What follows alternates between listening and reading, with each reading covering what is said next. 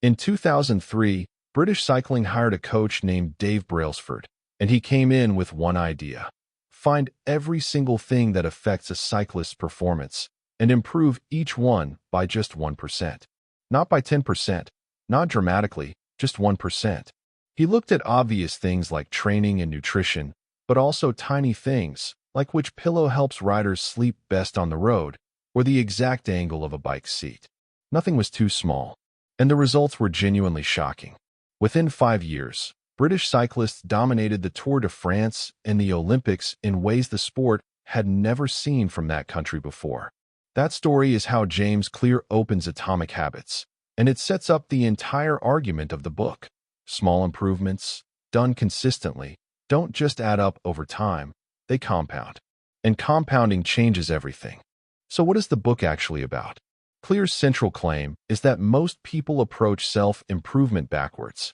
We set big goals, we get motivated, we try to change our behavior through willpower, and then 3 weeks later we're back to exactly where we started.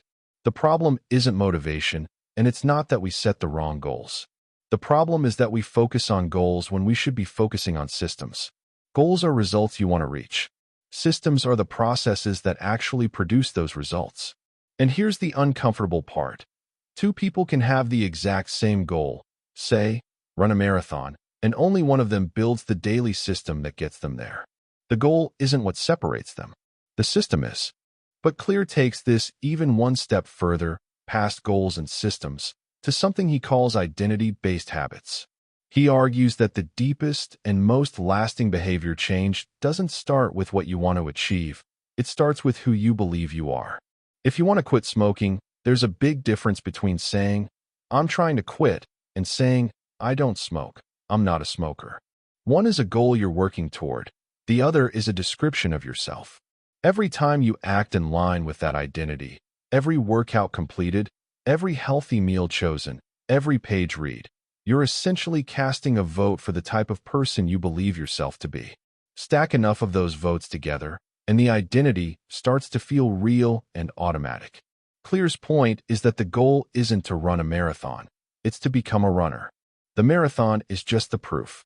Now let's get into the actual mechanics of how habits work, because this is where the book gets really practical. Clear builds on earlier habit research to describe what he calls the 4 stages of every habit: the cue, the craving, the response, and the reward.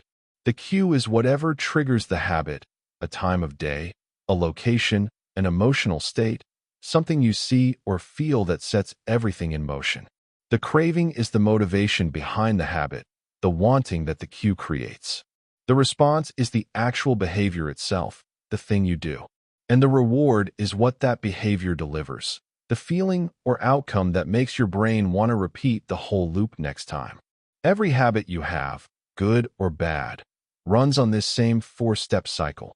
And Clear's insight is that if you want to build a new habit, you design for each stage deliberately. If you want to break a bad one, you disrupt one of the stages. Which brings us to what Clear calls the 4 laws of behavior change. And this is the practical heart of the book. The first law for building a good habit is to make it obvious. If you want to exercise in the morning, lay your clothes out the night before so they're the first thing you see when you wake up. If you want to eat healthier, put fruit on the counter and move junk food out of sight. Our behavior is shaped enormously by what's visible in our environment, and designing that environment deliberately is far more reliable than relying on motivation alone. He also introduces a technique called habit stacking here, which is linking a new habit to an existing one using the formula. After I do this thing I already do, I will do the new thing. After I make my morning coffee, I will write 1 sentence. After I sit down for lunch, I will take 5 deep breaths. The existing habit becomes the cue for the new one. The second law is to make it attractive. Habits we look forward to are easier to stick to than ones we dread. One way to do this is to pair something you need to do with something you genuinely enjoy, what Clear calls temptation bundling. Only listen to your favorite podcast while doing something like a workout or household chore, and suddenly that thing you were avoiding becomes the trigger for something you actually want. The third law is to make it easy. This one is underestimated. Clear points to research showing that the friction between you and a behavior is one of the biggest predictors of whether you'll actually do it. If the gym is 20 minutes away and requires packing a bag, that friction alone is enough to kill the habit on days when motivation dips. Remove the friction wherever you can. This is also where he introduces what's probably the most quoted idea in the whole book, the 2-minute rule. When you're building a new habit, start with a version that takes under 2 minutes. Want to read more? Read 1 page. Want to meditate?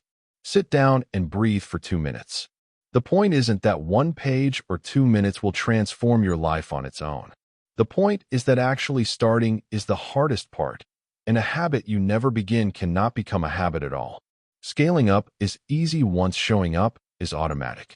The 4th law is to make it satisfying. Our brains are wired to repeat what feels rewarding immediately, and most good habits don't deliver obvious rewards right away. The gym doesn't produce visible results overnight. Saving money doesn't feel like anything today. So Clear suggests creating an immediate reward for completing the habit, something small and positive that signals to your brain that this behavior is worth repeating. Tracking habits visually, like crossing off a calendar, also taps into this, because the simple act of marking the day done creates a small feeling of progress and satisfaction. Before the last section, a quick favor. If this kind of breakdown is useful, hit subscribe and tap the bell so you don't miss tomorrow's book. We're covering a new book every single day, and turning on notifications is the only way to make sure you actually catch it instead of losing it in your feed. Now, one of the most powerful ideas in the book is what Clear calls the plateau of latent potential. When we start building a new habit, we expect to see results quickly. And when nothing visible happens for the first few days or weeks, most people assume the habit isn't working and give up. But Clear argues that change is almost never linear. Results tend to be invisible at first, building quietly underneath the surface, until one day they aren't. And what looks like an overnight breakthrough is actually the payoff of all the work that had been stacking up quietly. He uses the image of ice that refuses to melt at 25 degrees, then 26, then 27, then suddenly at 32 the whole thing gives. Nothing appeared to change until everything changed. Most people quit somewhere in that 25 to 31 degree range, right before the payoff arrives, and they never find out how close they actually were. Clear also makes an important point about not breaking the chain. Missing a habit once is human and recoverable. Missing it twice in a row is the beginning of a new habit, the habit of not doing it. 1 missed day is an accident. 2 missed days is a pattern starting to form. So the rule is simple: never miss twice. You don't have to be perfect, you just have to be consistent enough that the overall pattern stays intact, even when individual days don't go perfectly. Here's your challenge from this book, and I want you to actually try this today. Think of one habit you want to build, and cut it down until it takes less than 2 minutes. Not the full version, just the tiniest possible version that still counts as starting. 2 minutes of writing. 1 page of reading. 1 set of push-ups. Just begin, and do it again tomorrow. That's it. Drop a comment with your 2-minute habit. I'm genuinely curious what people pick. That's Atomic Habits in a nutshell. The 5 short videos linked right after this one break down the biggest lessons individually, the best quote in the book, the single biggest mistake Clear warns against, and 1 action step you can start in the next 10 minutes.